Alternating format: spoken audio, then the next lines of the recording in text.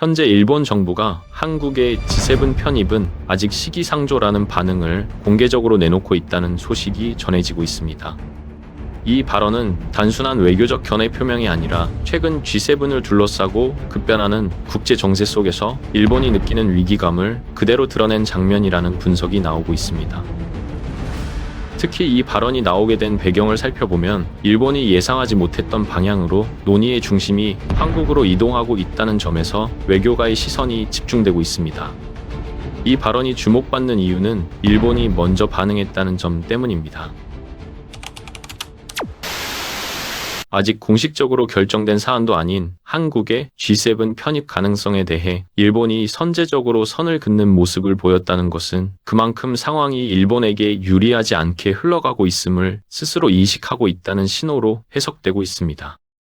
현지에서는 일본이 이 문제를 단순한 외교 이슈가 아니라 자국의 국제적 위상과 직결된 사안으로 받아들이고 있다는 평가가 나오고 있습니다. 이 같은 일본의 반응은 최근 G7 내부에서 포착되고 있는 미묘한 변화와 맞물려 더욱 의미심장하게 해석됩니다. 불과 얼마 전까지만 해도 G7은 대중 견제라는 공통된 기조 아래 비교적 단단한 결속을 유지하는 듯 보였습니다. 그러나 최근 들어 그 전제 자체가 흔들리고 있다는 징후들이 연달아 포착되고 있고 그 과정에서 한국이라는 존재가 점점 더 자주 언급되고 있다는 점이 일본을 자극하고 있다는 분석입니다. 상황을 복잡하게 만든 직접적인 계기는 프랑스의 움직임이었습니다.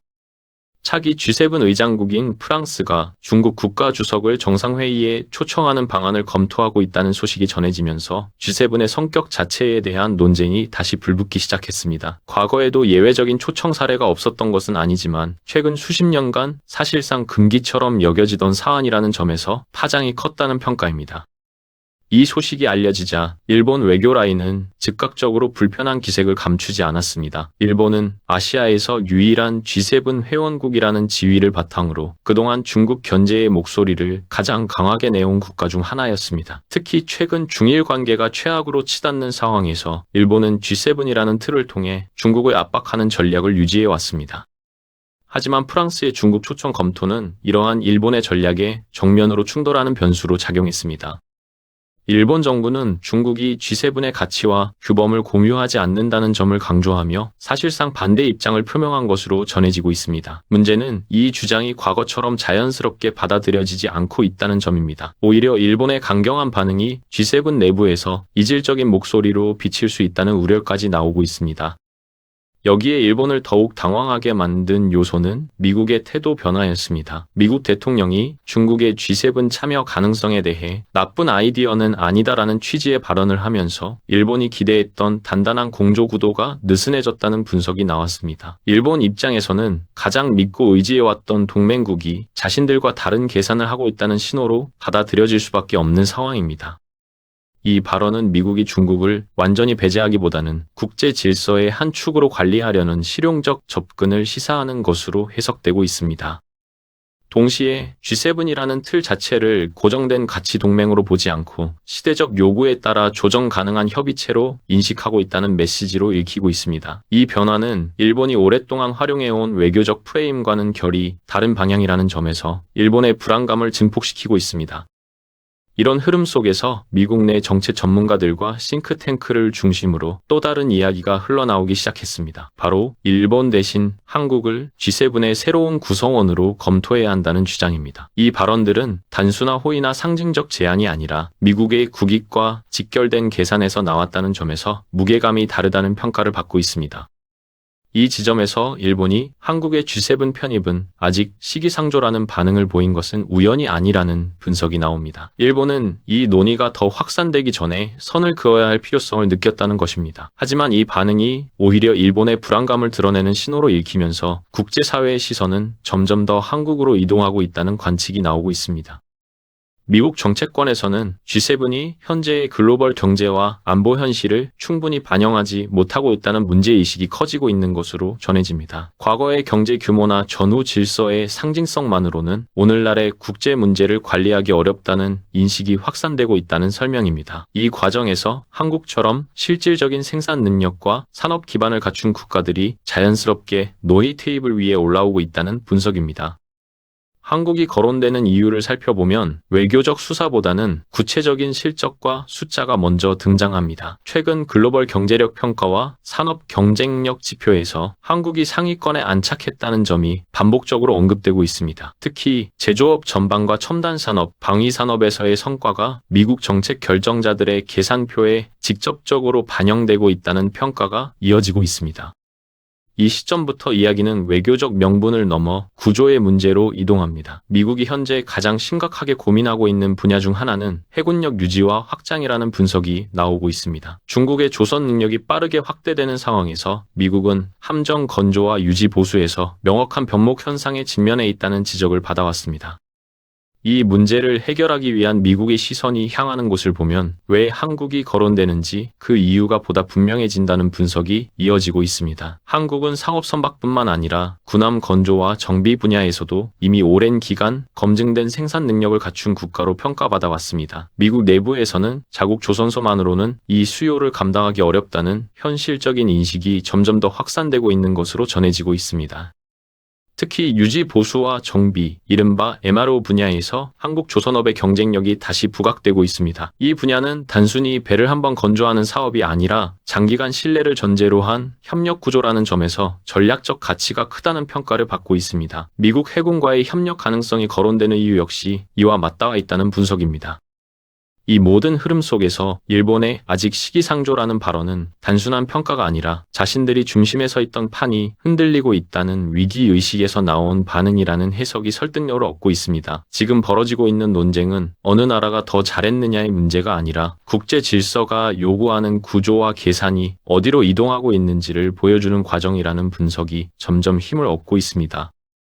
이 구조적 변화의 흐름을 조금 더 들여다보면 일본이 왜 이렇게 빠르게 반응했는지가 보다 분명해진다는 분석이 나옵니다. 일본은 오랫동안 G7이라는 틀 안에서 외교적 발언권을 유지해왔고 특히 미국과의 공조를 통해 자신의 위치를 공고히 해왔습니다. 하지만 최근 들어 그 공조의 방식이 과거와 같지 않다는 신호들이 연달아 포착되고 있다는 점에서 일본의 불안은 단순한 감정 문제가 아니라 계산의 문제로 보인다는 해석입니다. 미국의 외교 노선은 최근 몇 년 사이 눈에 띄게 실용 쪽으로 이동하고 있다는 평가를 받고 있습니다. 이 과정에서 가치와 이념보다 우선되는 것이 실제로 당장 작동하는 능력, 다시 말해 생산력과 공급 능력이라는 점이 반복적으로 강조되고 있습니다. G7 역시 예외가 아니라는 인식이 미국 정체권 전반에 깔려 있다는 분석이 이어지고 있습니다. 이런 관점에서 보면 G7을 둘러싼 논의는 더 이상 전후 질서의 상징을 유지하느냐의 문제가 아니라 앞으로 닥칠 위기 상황에서 누가 실제로 역할을 수행할 수 있느냐의 문제로 이동하고 있다는 해석이 가능합니다. 외교적 발언이나 공동 성명보다 위기가 발생했을 때 즉각 투입할 수 있는 물자와 생산 능력이 더 중요해지고 있다는 인식 변화가 핵심이라는 설명입니다. 이 지점에서 한국이 언급되는 맥락은 단순한 외교적 평가와는 다소 결이 다릅니다. 한국은 지난 수십 년간 군수산업과 중공업 분야에서 생산 라인을 멈추지 않고 유지해 왔다는 점에서 미국과 일부 국가들에게 매우 특이한 사례로 인식되고 있다는 분석이 나옵니다. 많은 선진국들이 냉전 이후 군수 생산을 축소하거나 외주화하는 선택을 한 것과는 다른 길을 걸어왔다는 평가입니다. 특히 방위산업과 조선업의 결합 구조는 미국 입장에서 매우 중요한 요소로 거론되고 있습니다. 현대전에서 해군력은 단순한 전력 과시가 아니라 보급과 유지가 가능한 산업 기반이 함께 뒷받침되어야만 의미를 갖는 자산이라는 분석이 이어지고 있습니다. 이 점에서 한국은 이미 검증된 사례로 평가받고 있다는 전언입니다.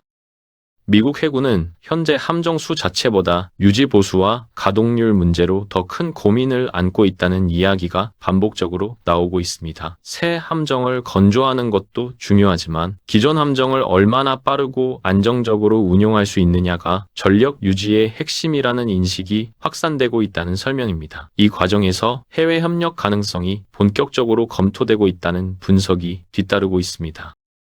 그동안 미국은 방산과 관련된 핵심 영역을 해외에 맡기는 것에 극도로 신중한 태도를 유지해왔습니다. 기술 유출과 안보 리스크를 이유로 대부분의 작업을 자국 내에서 해결하려는 원칙을 고수해왔다는 점은 잘 알려진 사실입니다. 하지만 최근 들어 이 원칙이 현실과 충돌하고 있다는 지적이 내부에서 제기되고 있다는 전언입니다. 미국 내 조선소들은 인력 부족과 비용 상승, 그리고 생산 속도 문제라는 삼중고에 직면해 있는 상황으로 전해지고 있습니다. 이러한 구조적인 한계 속에서 미국은 기존의 원칙을 유지하는 것이 오히려 안보에 더 큰 위험이 될 수 있다는 판단에 가까워지고 있다는 분석이 나오고 있습니다. 이 지점에서 한국이라는 선택지가 현실적인 대안으로 부상하고 있다는 설명입니다. 이와 대비되는 일본의 상황은 또 다른 방향에서 분석되고 있습니다. 일본 역시 조선업 기반을 보유한 국가이지만 군함 대량 생산과 장기간 유지 보수라는 측면에서는 구조적인 제약을 안고 있다는 평가가 반복되고 있습니다. 고령화로 인한 인력 문제와 비용 구조의 경직성이 동시에 작용하고 있다는 분석입니다.